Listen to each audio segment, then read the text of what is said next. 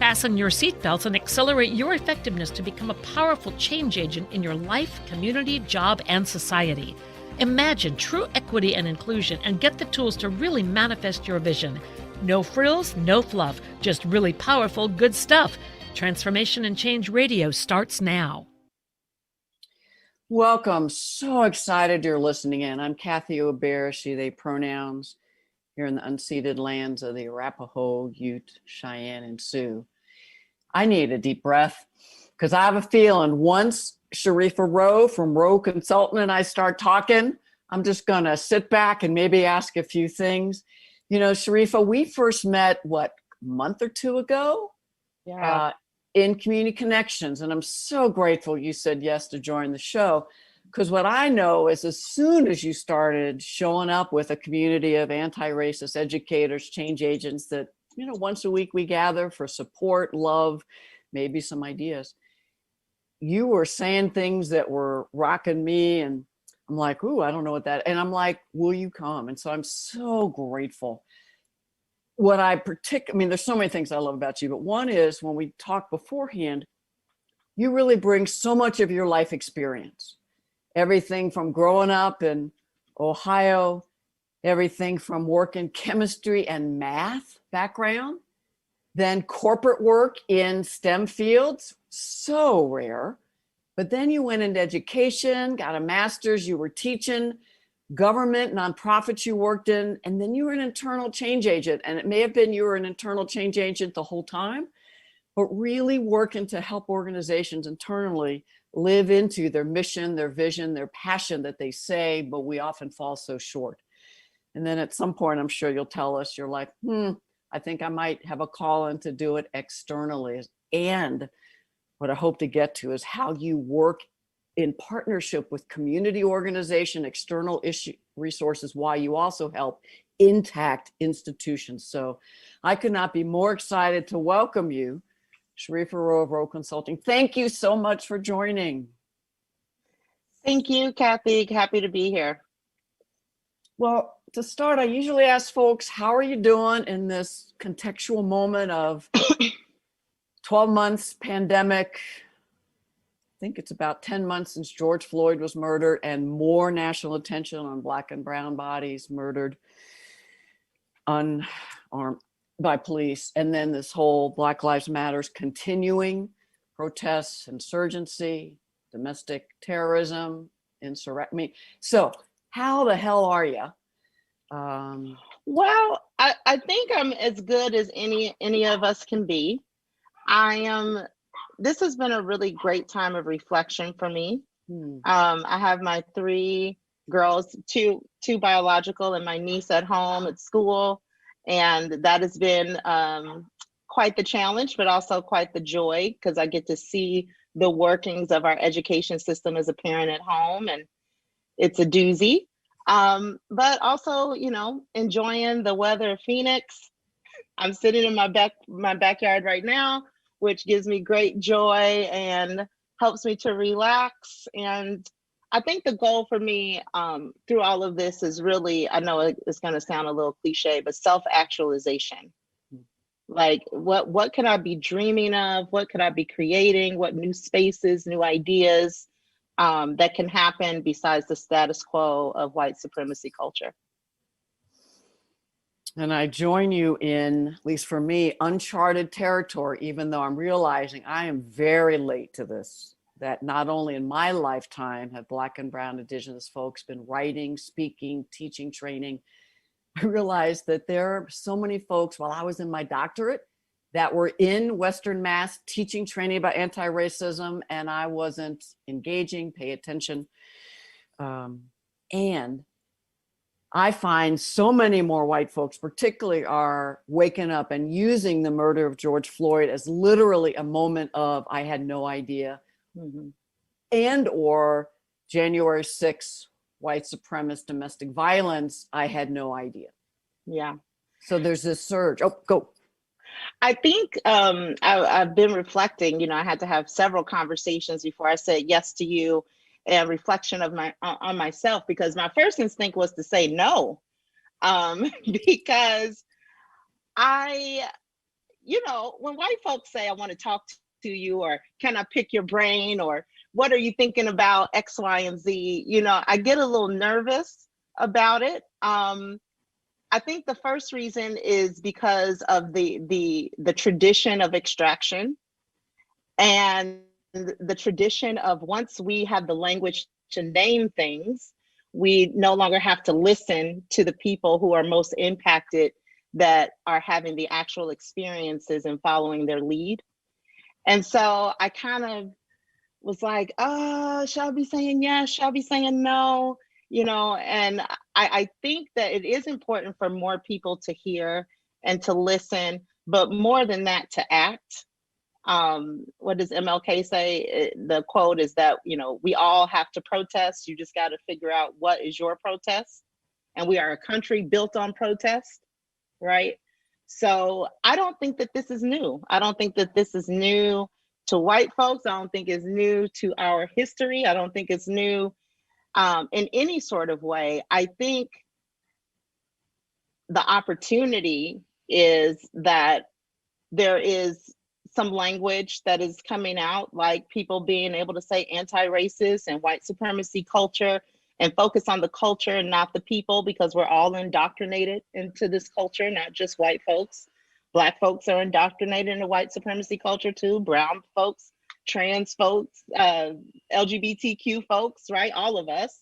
And so how do we live that out, and how do we move differently in light of that is kind of the idea. So I'm glad that I said yes, even though the nervousness of like, oh, once you start giving people language and definitions and ideas, the tendency is to run with it and not to check back in. So I hope that people hear and do, but they also listen and seek out in their own communities, grassroots organizers and people that they can align themselves with.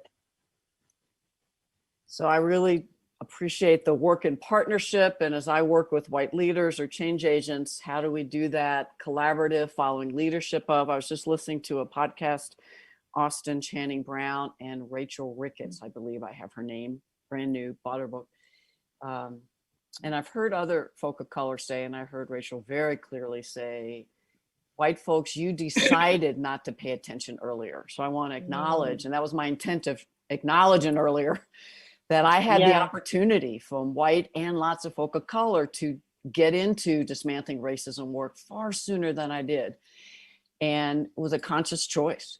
And I see more white people consciously choosing to at least want to understand and maybe take action.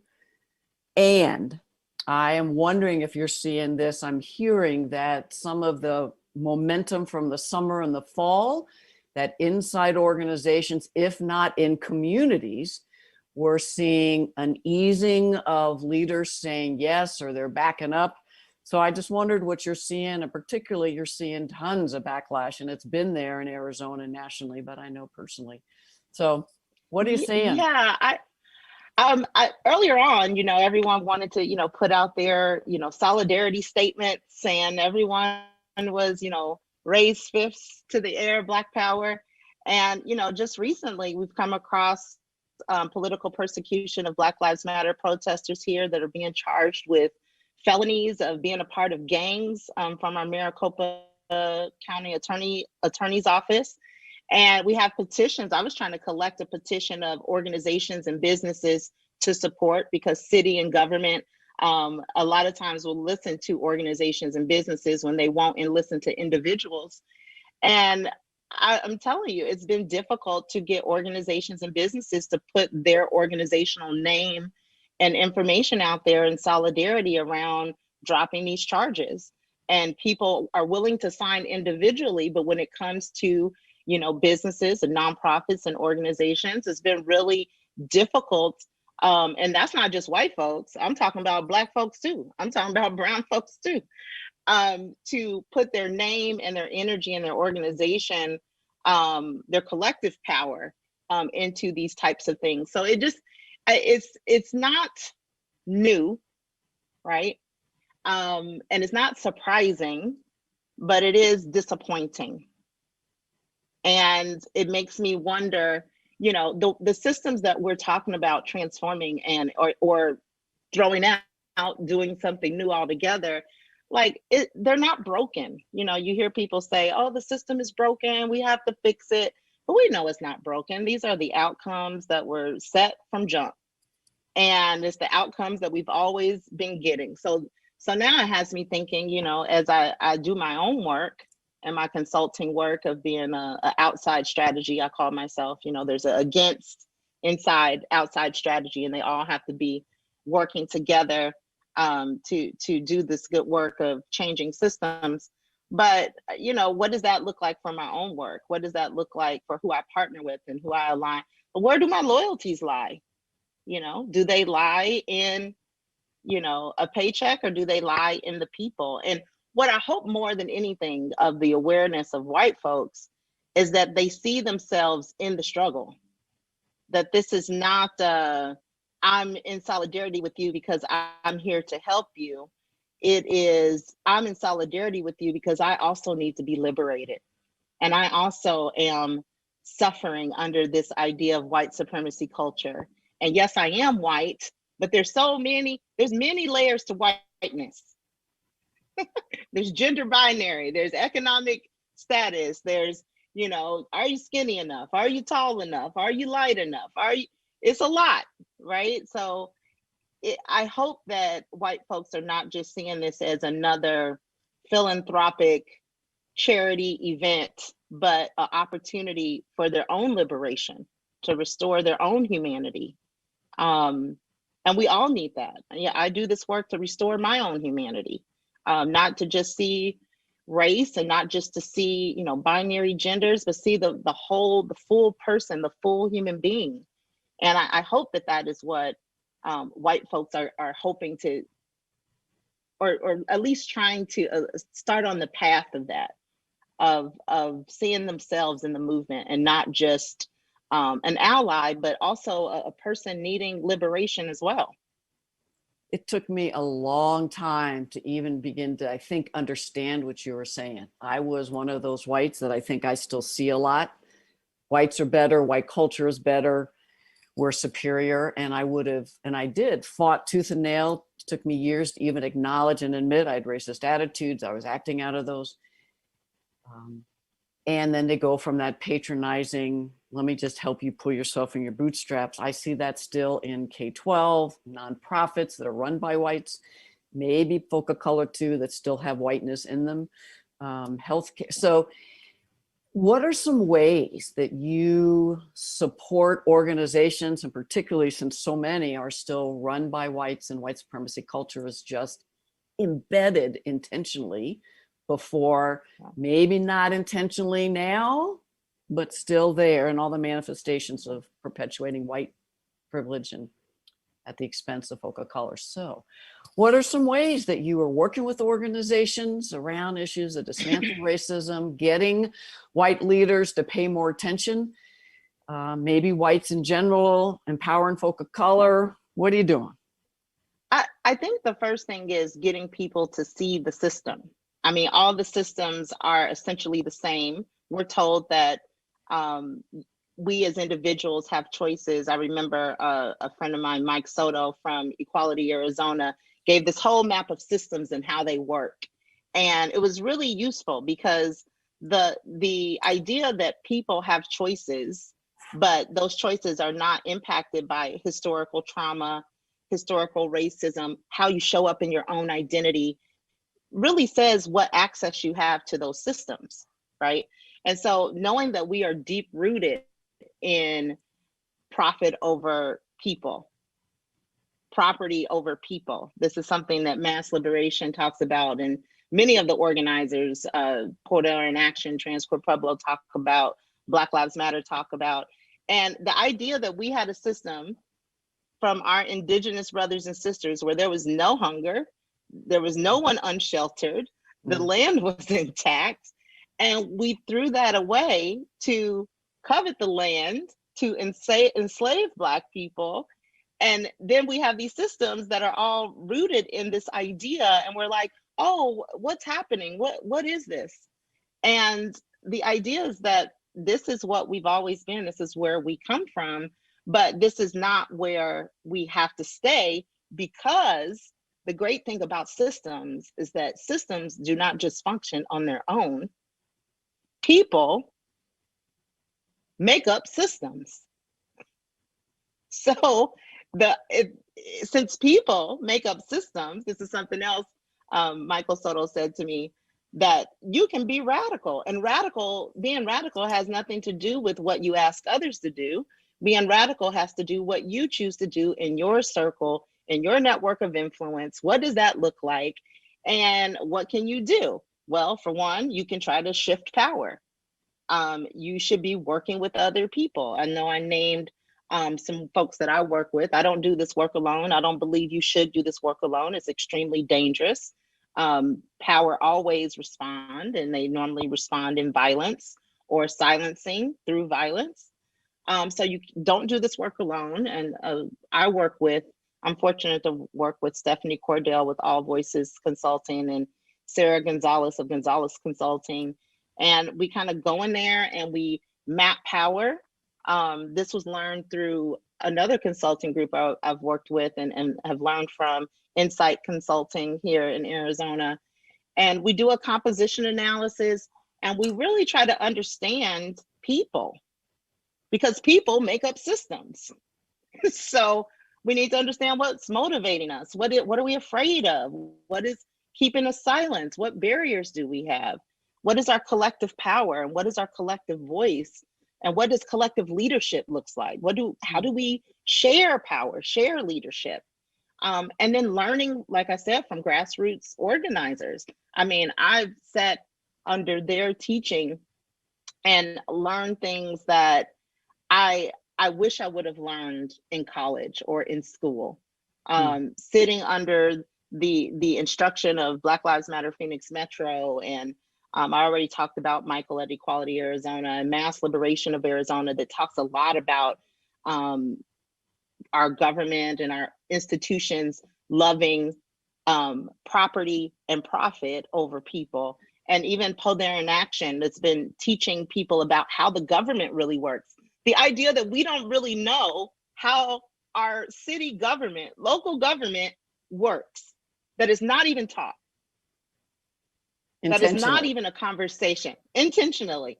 And then even working with Transqueer Pueblo, which I'm fortunate enough to be on the board of, which is it is a queer, trans, queer, migrant, and immigrant organization that is doing amazing work with undocumented folks and telling the stories of people who are going into detention and the violence of ICE, and just sitting under their teaching and their leadership has been life-changing for me. And that is something that I think everyone can do in their local communities, find out who those groups are, and just sit down and grab a pencil and paper and get ready to learn.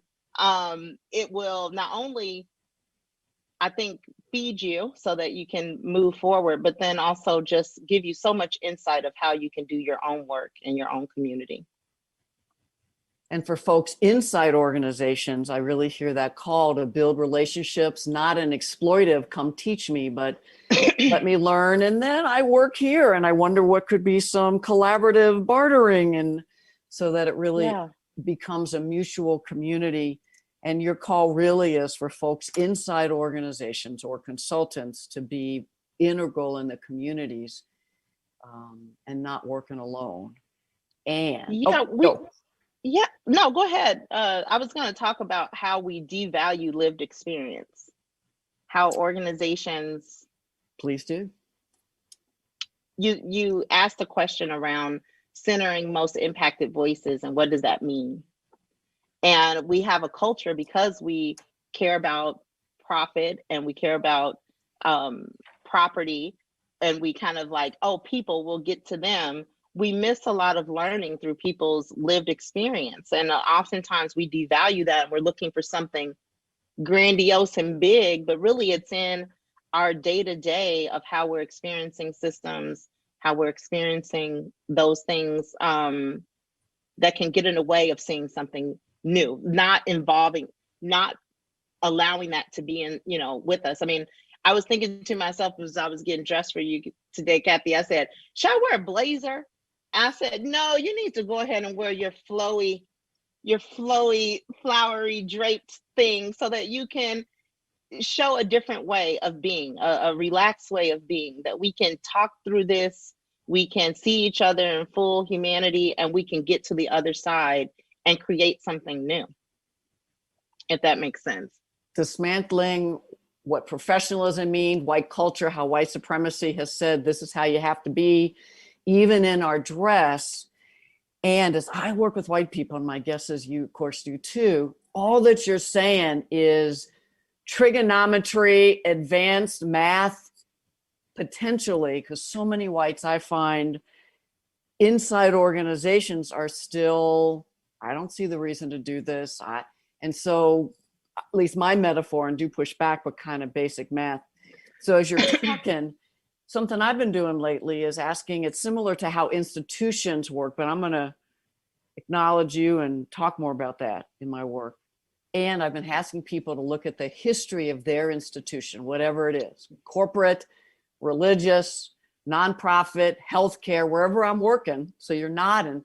And that's been an entry for many folks to, again, look at institutions and systems, and the light bulbs go up. And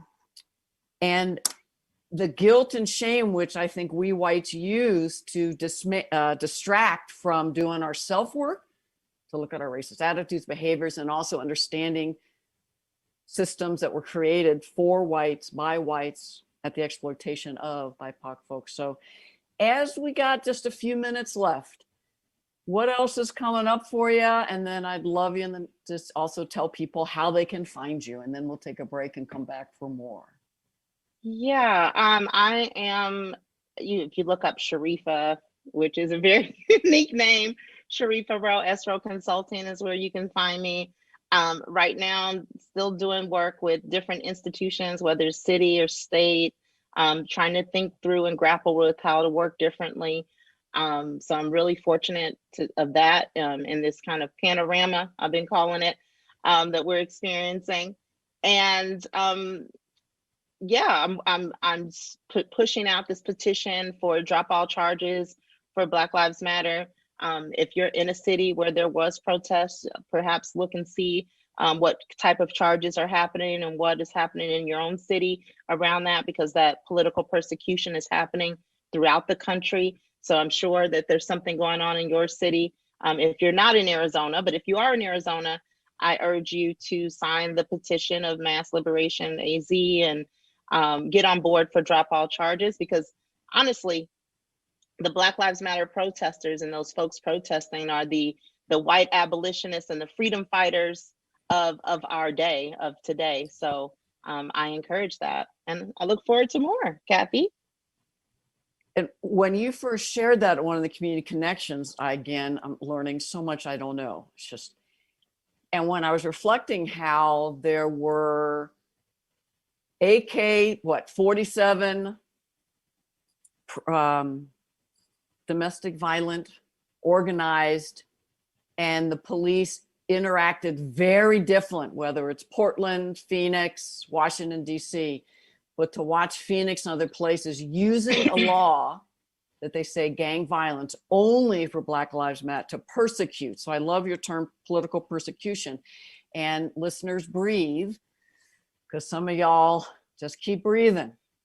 We're on a high learning curve of how we, particularly as white folk, need to be internal change agents as well as external collaborators, learning with and partnering with. So excited as we come back from break, Sharifa Rowe Consulting, to learn more about some of the ways you work internally to help leaders live into their vision. So see you all on the other side of the break. All clear.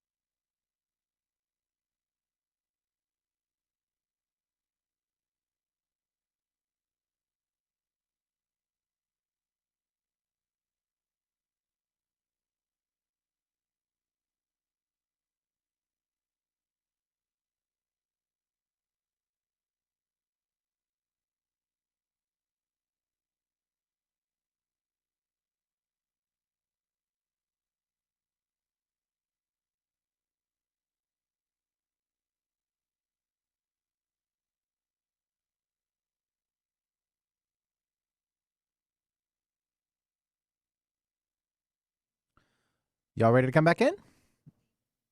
All right, stand by. Life. Enact the power of radical change. To find out more about Megan Edge, visit her website at meganedge.ca. There was always a Welcome back to Transformation Change Radio. And speaking of radical change, so excited to be learning with Sharifa Rowe of Rowe Consulting. And all you've said so far is really about systemic radical change from where people are in their spheres of influence.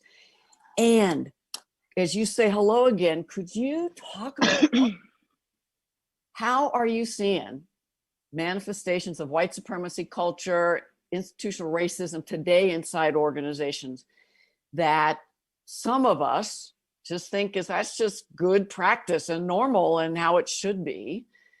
And what else could it be? Because that's where I find particularly white leaders stuck. They can't imagine liberation. They can't imagine another way.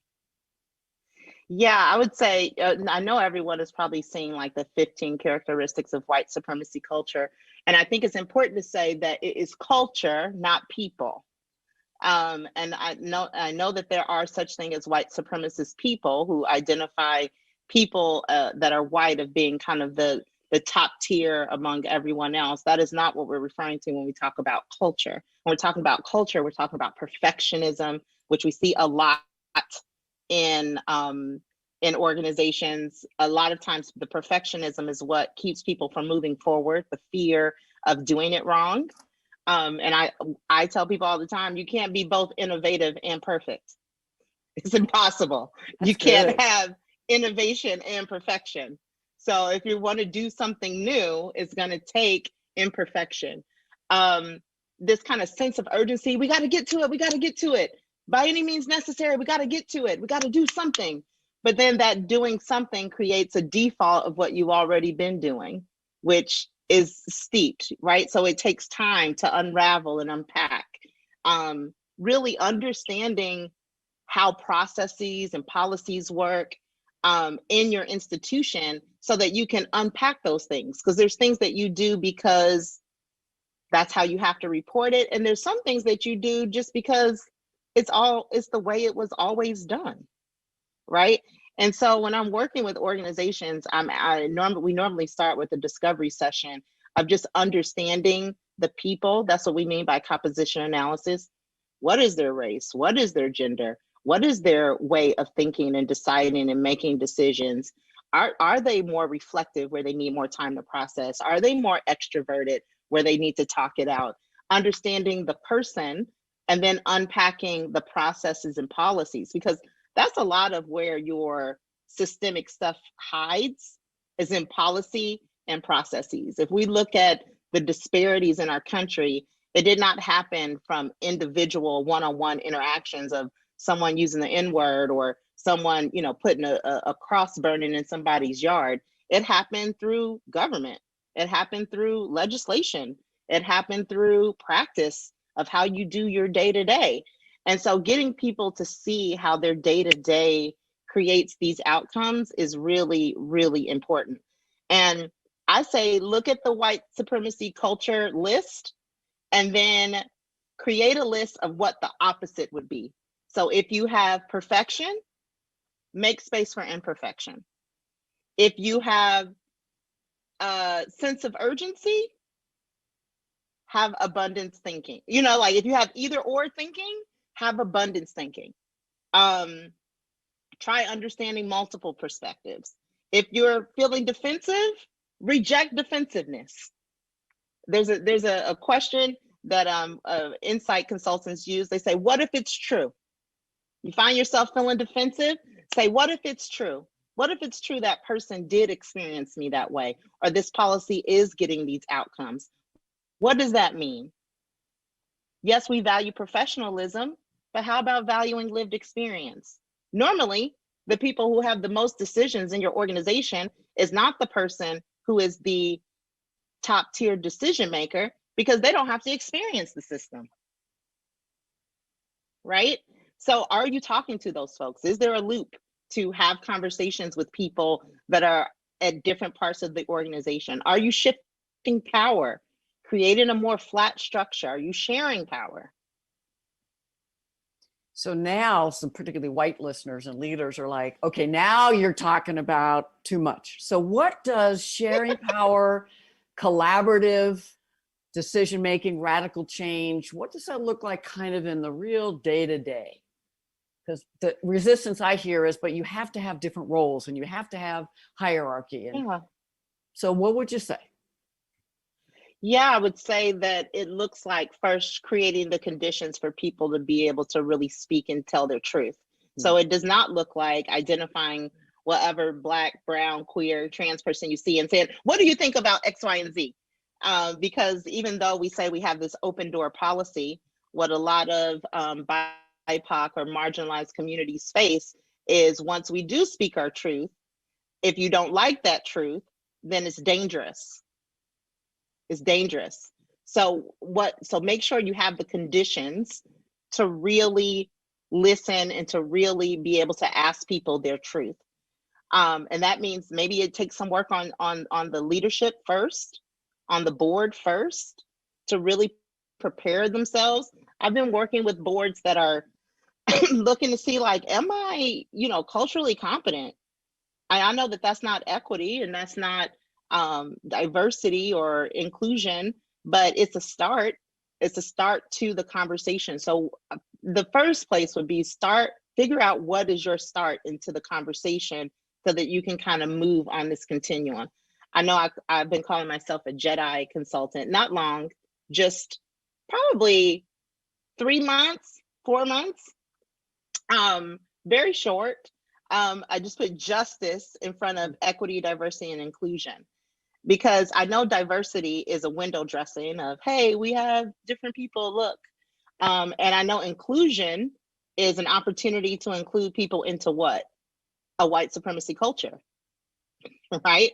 Giving access or giving the ability to inflict violence or receive violence, depending on where you are on your privilege spectrum.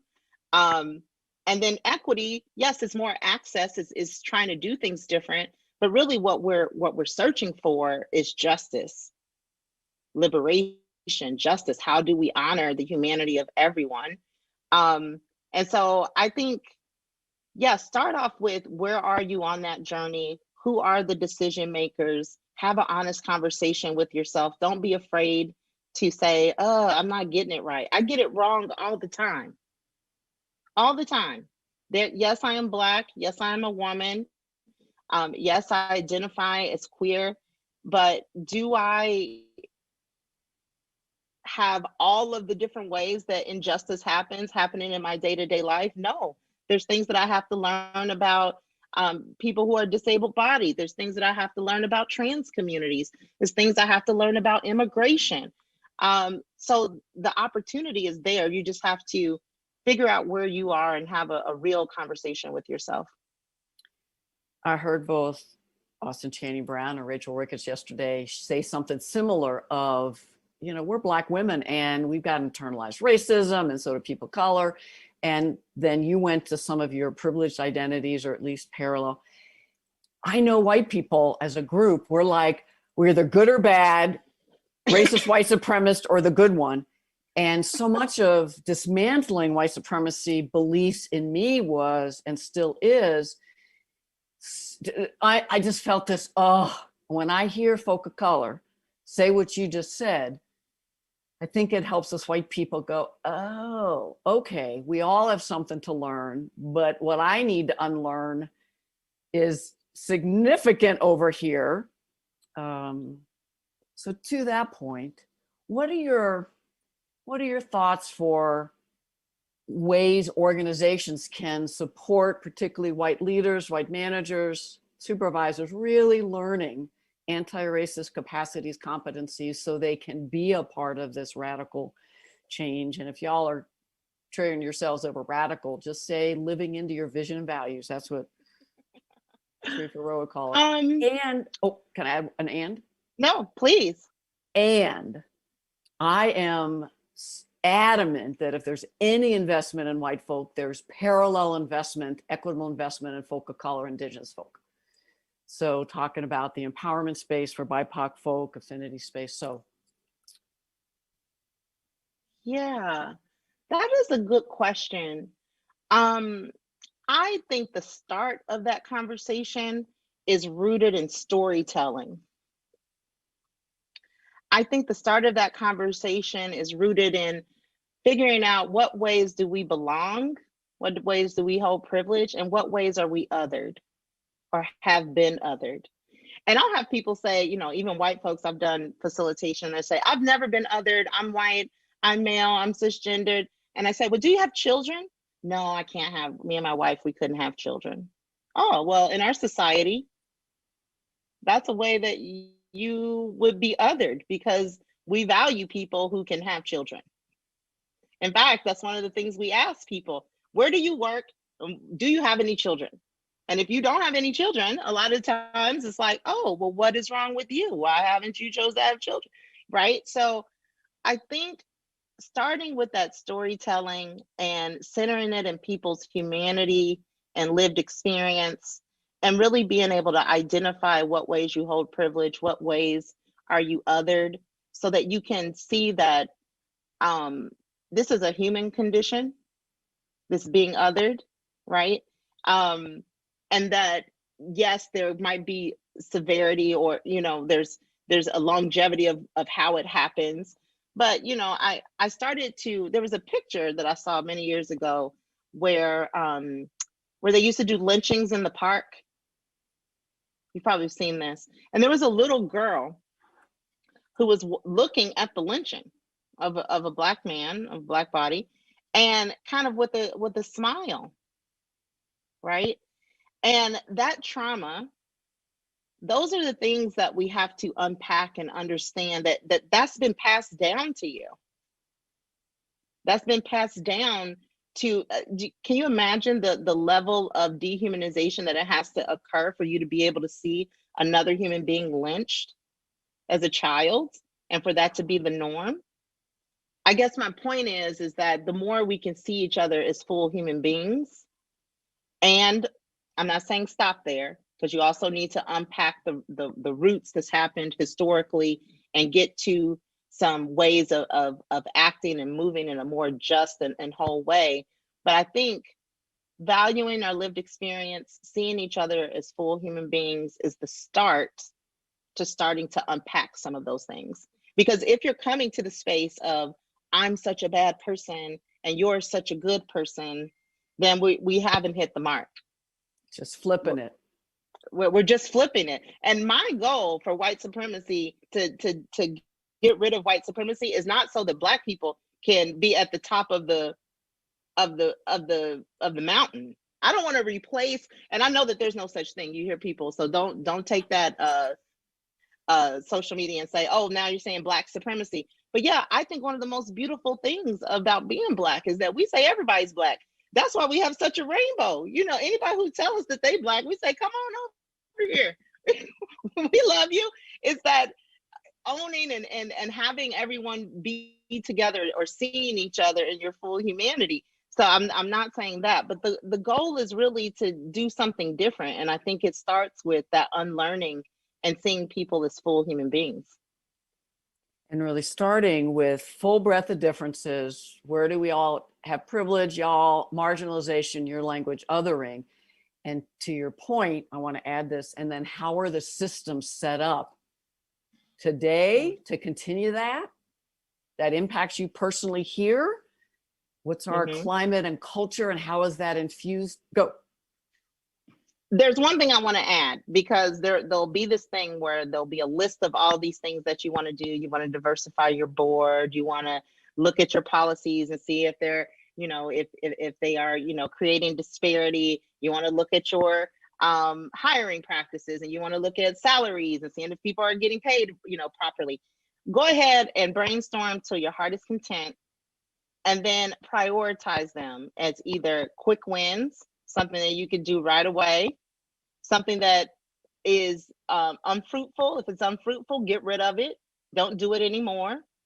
And then what will be your long-term impacts? Those will be, you need more thinking around it. You need to problem solve around it. You might not have all the learning that you need to really understand it and do something with it. That might be a long-term project.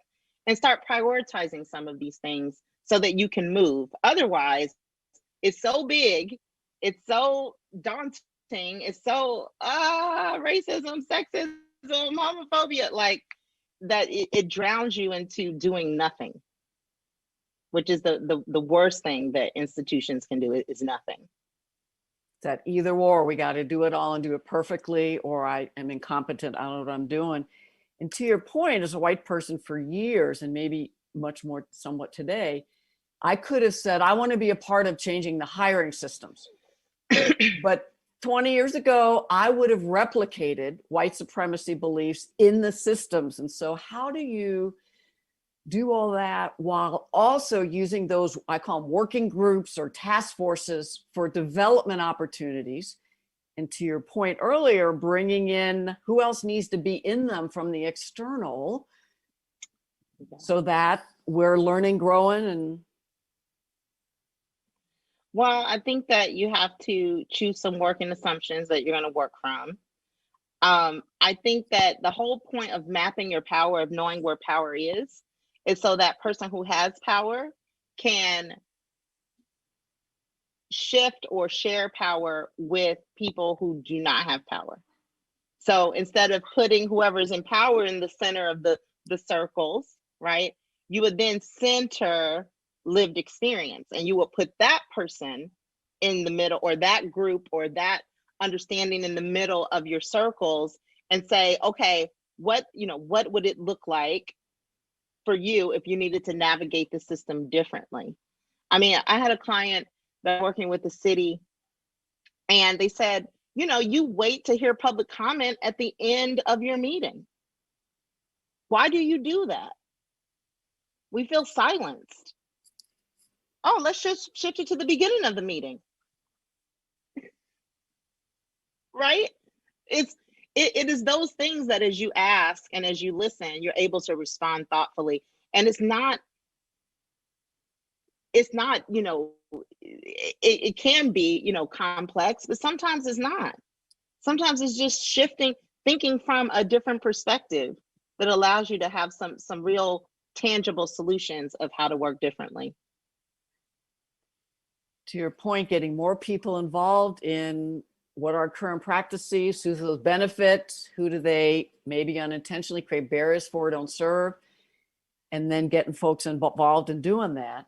Do you have experience of having folk, community members, nonprofit organizers who are working in partnership with governmental, with corporations? So here's my concern, is that systems will go, ooh, come teach us and we'll take your work for free. Mm-hmm. How do or could organizations honor, compensate, barter, honor, so that, again, BIPOC folk aren't emotional labor doing all the work and we white are sitting back? And yeah, they should compensate. If they are asking people to come do that work, they should compensate. Organizers, anyone, community members that you're asking for their experience, you should be compensating them.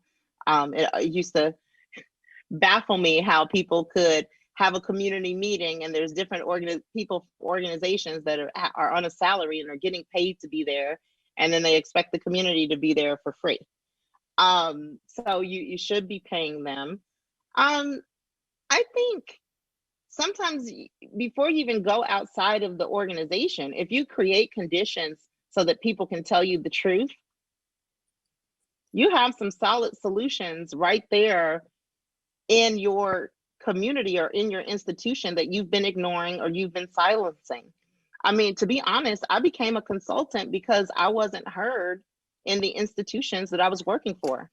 I had the same thinking, I had the same ideas, the same fervor for change, the same energy, but I was not considered. I was not listened to. Even if I gave ideas, they were often silenced or kind of like, oh, that sounds good, but no, we can't do that. kind of mentality a lot of times. And, you know, just wait and hear them out and really think through what would it take and what could it look like, and ask yourself more questions than statements. As we unfortunately have to wind out, you have so focused on creating the conditions so people can tell you their truth, individually and collectively. And as I'm hearing you again, I'm like, that in itself could be revolutionary and culture changing. And some of this other power sharing, understanding, insider, outsider, privileged, marginalized would be a process, all part of that. And I really love, then you'll have so much. And when I work with organizations that want to do one more survey, I'm like, yeah, no. Vernon Wall told me that the first time. I'm like, pull out all the ones you've ever had, every focus group. First, quickly look at that. But most likely, you won't find anything else new that people of color and Indigenous folks haven't been telling you, and you've been silencing. As we close, you really powerfully talked about how whites are also hurt by white supremacy culture. And is there any more you would want to say? Maybe I'll have to have you back if you're willing, because we have a few more moments. Because had you seen those 8 identities? Have you been seeing that with Hesse? And the principal, I can't remember if it was a principal or a superintendent. Yes, Kathy, of course you do. Yes, Kathy, teach the people. I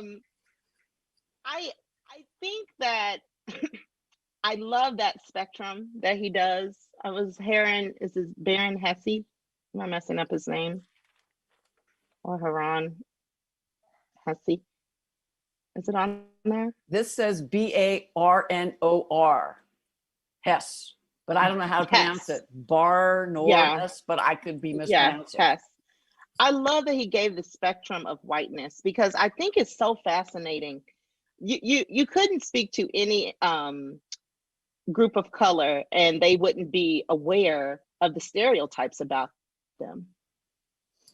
And you white folks are like not even aware of the stereotypes about them, which is like, and some of the stereotypes, some of it is, you know, real lived experience is truth, right?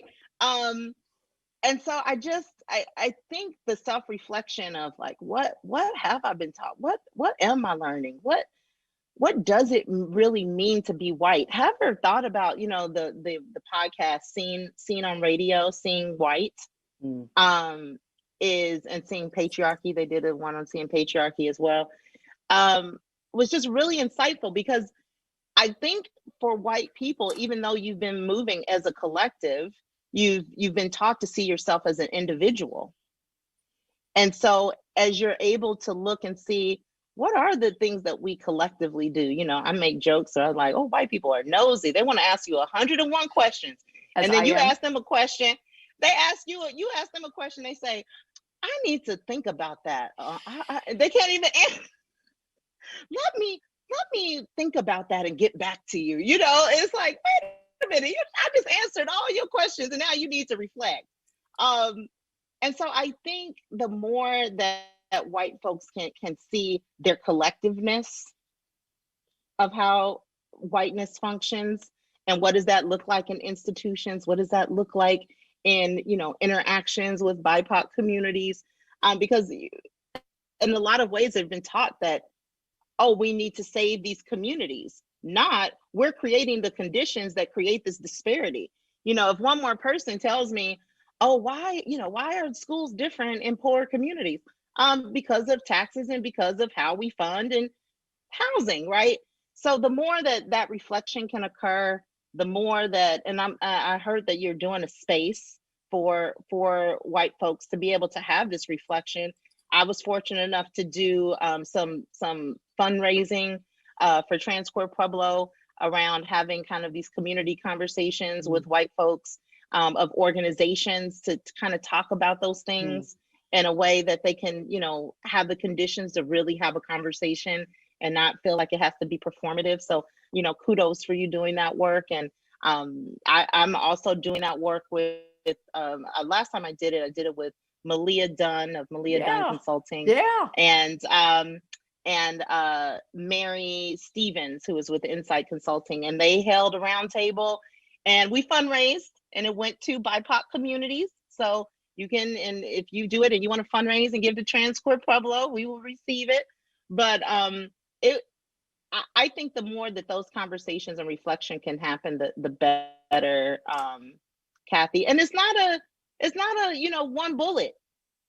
And I know that's probably not the best thing, but it's not one seed that you're going to plant and grow. It's a bunch of different things, so we can have a robust garden.